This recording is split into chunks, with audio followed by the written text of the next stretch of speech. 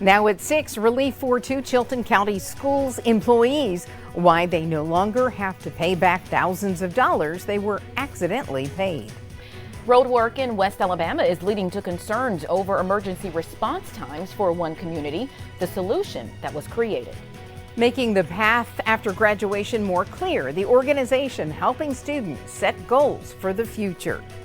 We're watching an amazingly nice sunset this evening coming from our Tuscaloosa Skycam, but we need some rain around here. We do expect some major weather changes next week. I've got football weather, the 7-day forecast, and much more all coming up on ABC 3340 News at 6 o'clock. That starts now. Live, streaming, and on the ABC 3340 app. This is ABC 3340 News at 6. A settlement is reached in a civil case filed against Chilton County Schools. The Alabama Education Association filed suit on behalf of 2 employees who were ordered to pay back thousands of dollars from a payroll error. Good evening. I'm Brenda LeDunn. And I'm Muriel Bailey in for Stephen Quinn. Under the agreement, AEA dropped the lawsuit after the Chilton County Board of Education agreed to allow those employees to keep the money they were paid. ABC 3340's Valerie Bell first reported on the matter last April and shares the latest. There's a sense of relief from both Christy Payne and Shelly Smith. I feel better. I'm ready for it to be behind me. Again, it is an embarrassment just because my name is out there, but it's over. Now that they know they don't have to pay back Chilton County Schools thousands of dollars. It's been a long year and a half. It's been very difficult for myself and my family. Very, very stressful. Payne is a child nutrition manager at Verbena High School. She received a letter last year telling her a review of financial records discovered she had been overpaid by the Board of Education since the 2016-2017 school year. The letter said she owed more than $23,000. Smith got a similar letter, but hers stating she owed more than $32,000. She was a nurse who switched over to a teaching position during that same time frame. They were represented by the Alabama Education Association. Employees should not be the victim of improper management of public funds. Cameras were not allowed inside the courtroom. However, I can tell you after the settlement was reached, Judge Sibley Reynolds said, quote, "Be happy your matter has been resolved." AEA was fully prepared Wednesday morning for a 3-day bench trial. We were prepared to do what we needed to do to protect Ms. Payne and Ms. Smith. We appreciate the school superintendent and the school board working with us and getting the matter resolved. Former Superintendent Jason Griffin and the current Superintendent Corey Clements were both present. Clements declined to speak on camera, but he told me he's glad the matter is resolved and is ready to move forward. That was echoed by both employees. I love my job and I don't want to leave my job, and I'm glad that now I don't have to pay this money back and I can focus on my students where I need to be. It's really just, it's time to move on. It is time to move on. And that way we can get back to our jobs and focus on what we're supposed to do every day and take care of the children. In Chilton County, I'm Valerie Bell, ABC 3340 News. Moving forward, the Board of Education can exercise the right to readjust the salaries in the future. If that happens, that would be handled by a hearing conducted by the board. A Montgomery judge dismissed Birmingham Southern's lawsuit against State Treasurer Young Boozer in a $30 million loan under the Distressed Institutions Act. Judge James Anderson says while he sympathizes with Birmingham Southern, he does not believe he has legal jurisdiction to compel the treasurer to grant the loan. Birmingham Southern's president says they are exploring other options like appealing to the Alabama Supreme Court from an expedited briefing. Tonight, a man faces charges after a shooting in Bessemer left a 13-year-old boy in critical condition. Officers say the shooting happened Tuesday evening on 22nd Street South. The suspect, 53-year-old Helvetus Hall, was arrested when officers arrived on the scene. Hall is now charged with first-degree assault and discharging a firearm into an occupied dwelling. The boy is still being treated at Children's of Alabama.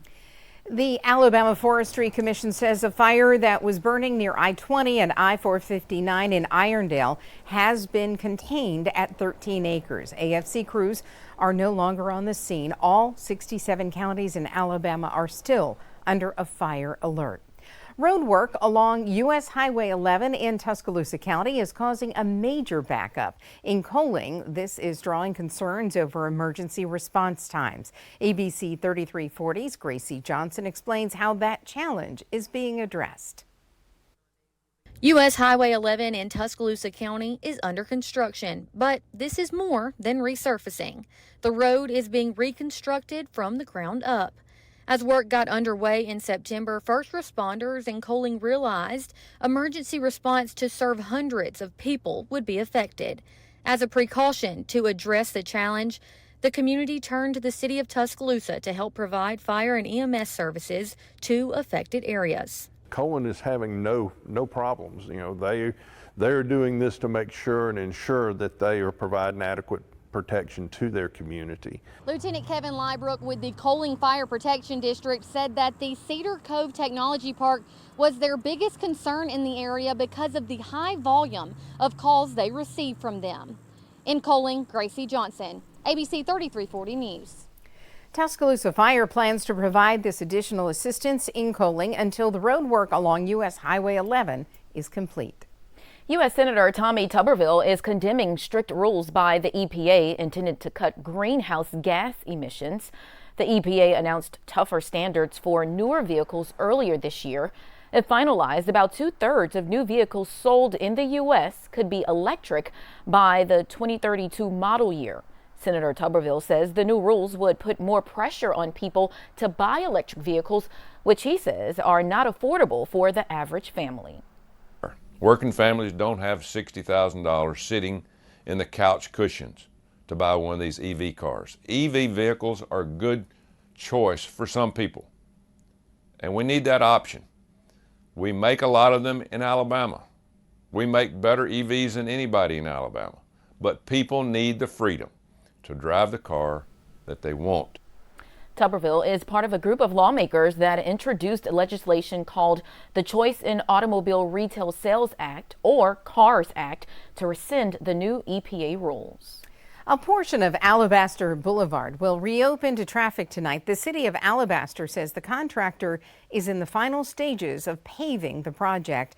The part of Alabaster Boulevard from Weatherly Club Drive to Westwood Baptist Church will open at 8 p.m. The part from Westwood Baptist to Progress Drive will close at 8 tonight through Sunday night for repaving. Some Shipt employees are now looking for other jobs. The company confirms it implemented layoffs this week while also eliminating open positions. This represents a 3.5% workforce reduction. A spokesperson says impacted employees will be able to stay on payroll through November, and after that will receive comprehensive severance packages.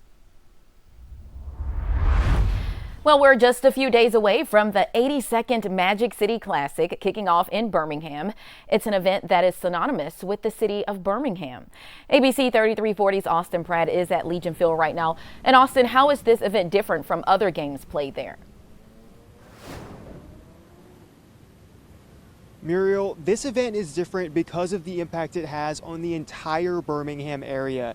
You can see around me, many people already have showed up and are preparing for the game. It's estimated the game will generate more than $20 million for the region. It's also an annual event many business owners here count on each year. You know, with other great events that are here, even from when the Iron Bowl is a little bit closer in Tuscaloosa or when Talladega's happening, you can still get a room here. Good luck trying to find a room this particular stretch right now. That's because many are coming from all over. Tickets sold in more than 35 states means thousands of fans spending money in Birmingham all weekend long. Organizers say while many events have an impact on Alabama, none have an impact on the Birmingham area quite like the Magic City Classic. In Birmingham, I'm Austin Pratt, ABC 3340 News. And we've reached the final stretch for the high school football season. We have 2 great games this week for you to watch live on My 68. Our Thursday night lights matchup includes Dora on the road against Oak Grove, and our Friday night rivals game of the week has Hewitt, Trussville, and Chelsea games. They start at 7 o'clock. But on Friday, make sure you tune in at 6:30 for Friday Night Rivals Blitz Game Day for a breakdown on all of the big games that night. A local nonprofit is helping Central Alabama students prepare for life after graduation. We'll highlight the opportunities being offered and the impact it's having on classrooms. Coming up later in sports, Nick Saban talks about the perfect solution to eliminating sign stealing in college football. And a live look outside through our sky cam right now. What can we expect later tonight? Chief Meteorologist James Spann has a check on the forecast.